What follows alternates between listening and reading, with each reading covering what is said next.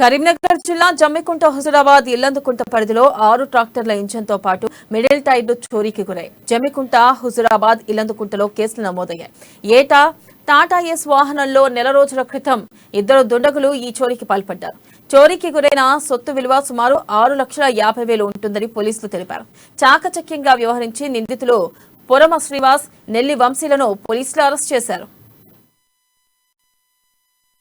ఈ పెద్ద ట్రాక్టర్ టైర్లు దొంగలించామని చెప్పి ఇచ్చిన ఫిర్యాదు మేరకు హుజురాబాద్లో 2 కేసులు, జమ్మికుంటలో 2 కేసులు, ఇల్లందుకుంట పిఎస్ పరిధిలో 2 కేసులు, టోటల్ 6 కేసులు మేము నమోదు చేయడం జరిగింది.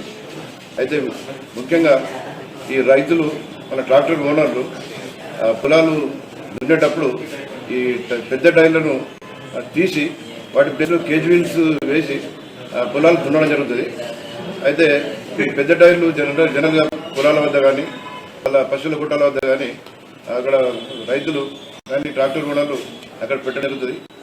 అది మన ఈ నిందితులు పురమ శ్రీనివాస్, నెల్లి వంశీ వీరిద్దరు కూడా వావిలాల గ్రామము, జమ్మికుంట మండలం. వీరికి శ్రీనివాస్కు ఒక టాటా మ్యాజిక్ ఒక ట్రాలీ ఆటో ఉన్నది. ఇద్దరు లేబర్ను ఆ ట్రాలీలో తీసుకుపోతున్నప్పుడు ఈ ట్రాక్టర్ ఓనర్లు